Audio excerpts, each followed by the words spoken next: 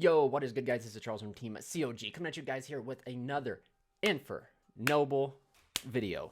Today, guys, I'm going to be bringing you one of the most asked questions I've been seeing in the comment section of all the Infernoble stuff that's been coming up is what happens if you open 2 equip spells, and I'm going to showcase you guys that combo now. I did make a mistake. I thought it was just as simple as summoning out the Crusader, but since we're YuGiOh players and we don't read, you can't actually do that because Beyond Pendulum takes a effect monster, and Ignite Crusader is a normal monster. So that just changes the combo just a little bit differently, but I'm going to showcase you guys down below here how we end up comboing when we see 2 equip spells in our hand. And of course, if you see the one equip spell that we're going to use for the combo, it just changed, it just literally sent a different one. Same combo, just different sort of thing, right? But before I continue on, if you guys enjoy the hat, or if you guys are going to enjoy the mat or the sleeves down below, check out Imperium Duelist and use that code TEAMCOG10 to get 10% off your order.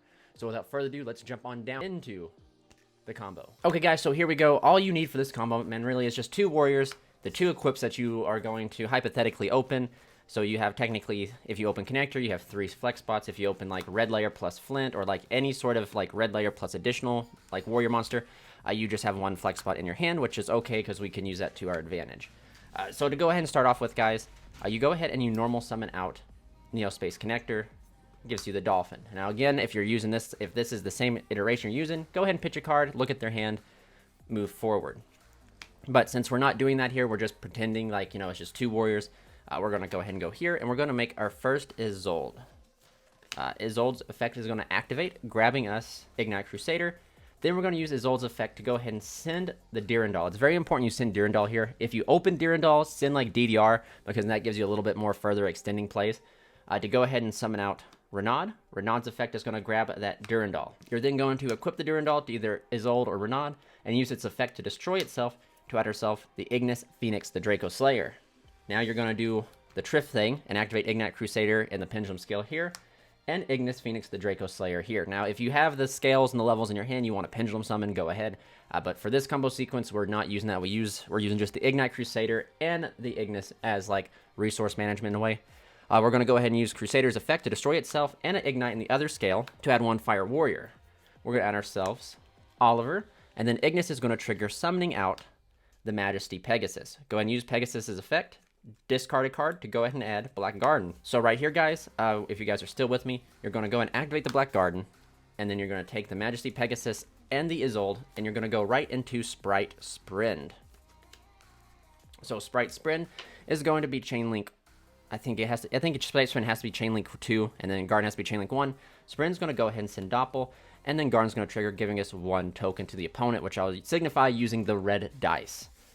Then you want to go ahead and use Black Garden's effect to destroy itself, and the token to go ahead and bring back out the Doppel Warrior. So if you guys do not know, Renaud is not a tuner, simply because it was summoned off of Isolde's effect, not its own. So you go ahead and activate Oliver in hand, sending the Renaud to the graveyard to summon itself. It becomes level 1. You then synchro here for Sorrow Cat. So you summon out Sorrow Cat, and then Doppel triggers, giving us 2 tokens. We then take the Sorrow Cat and 1 of the tokens, and we become Cupid Pitch. So Cupid Pitch is summoned. We use its effect to go ahead and reduce its level by the synchro material of the tuner that we use, so it becomes a level 1. We then use the Cupid Pitch and the last remaining Doppel token to go ahead and go into our Celestial Star Shaman right here. Shaman's effect will trigger, and then we'll actually trigger Cupid Pitch, letting us add a monster with, I believe, 800 defense, or 800 attack, 600 defense. We'll go ahead and add the Cache Cat from our deck. The Shaman resolves, summoning back out the Doppel Warrior. We're going to go ahead and use the Shaman, or not the Shaman, the Samsara, the Sorrow Cat, to go ahead and reborn itself by putting back Cupid Pitch to the extra deck. We will then go ahead and use Sorrow Cat, banishing it after it uses this effect, and the Doppel Warrior to make a level 5. So you have 2 options and 2 different combo routes you can go through here. You can go for Roland, you go for Garden Rose Maiden. We're just going to go ahead and go for Garden Rose Maiden here just because there's a lot of freestyle and a lot of different iterations you can do, but this is the one that I am showing you today. Then Doppel will trigger, giving us 2 tokens. And Maiden will also trigger, or be Chainlink, probably Chainlink 1 Maiden, Chainlink 2 Doppel, to go ahead and grab the Garden. You want to go ahead and turn the Shaman and the token into your Martial Metal Marcher. Make sure not to use the Black Garden just yet. Marcher's effect will reborn back out the Oliver that you used. It'll be treated as a level 4. So here comes this. Now you want to go ahead and activate the garden because you'll use Oliver and the token here to go ahead and make Roland. That'll trigger the garden to go ahead and that'll also trigger Roland's effect. Garden 1, Roland 2 to go ahead and give them a token. You then want to go ahead and use Black Garden's ability again to destroy itself and the token to bring back out Doppel. Then you use Roland and the Doppel here to make a 7. And this is going to be where it's kind of gets, without having the body that we'd get, this makes things just a little bit, like, yes, you're not using Shooting Riser Dragon here to its fullest utility because you're not going to use Shooting Riser's effect, and you're going to get 2 tokens. So what you want to go ahead and do here is use the Marcher and the Garden Rose Maiden to go ahead and make ourselves Borreload Savage, or your choice of level 8 Synchro. I've always liked Savage. You can potentially do Omega here and rip 2 cards from the opponent's hand. I'll show you guys here that in a second. So we go ahead and go here. This becomes this. Since we did not use Shooting Riser's effect, it's still a 7. 7 plus 2 level 1 tokens becomes a 9. We end up making our boy Charles here. Now we're going to go ahead and use, you can stop right here if you want to, but if you want to continue on a little bit further, you can use the Cache Cat to target either Charles or Savage to reduce its level to special summon itself. Then you can use the Garden Rose Maiden's effect to banish itself to reborn back the Shooting Riser, and then Synchro here for a 9, which we can go ahead and make that Trishula and go ahead and rip another card. And then if we actually are playing against those Bestial cards, this right here is extremely beneficial because if they bestialed us earlier in the combo and we were able to play through it depending on the equips that we open, you always want to go after DDR. Like if you don't open DDR and you open Dirndl, you dump DDR off of the Isolde, use Renata to grab back DDR. So we're always going to be able to play through at least one Bestial disruption. So if they have the Bestial monster up there, you're just going to be able to use Trish to hit it and hit a card in the hand, so it removes that extra monster on the field, which is pretty nice. And of course, if this right here was Omega, you could just use Omega and rip another card. So then technically you've looped them for 2 cards, 3 cards if they summon a Bestial. And these are the cards we have left in our hand. The 2 equips that did not matter, as you guys saw. The 1 extra card, which could be anything. And yeah, other than that, guys, there's different lines you can go through. I've definitely found that the space in the extra deck is really tight. And I know somebody had asked a question earlier, and that's, do you have to play Baron de Fleur? Now, at first I was like, yeah, you have to. It's a mainstay combo piece. But I don't believe you have to. You can play something like Power Tool.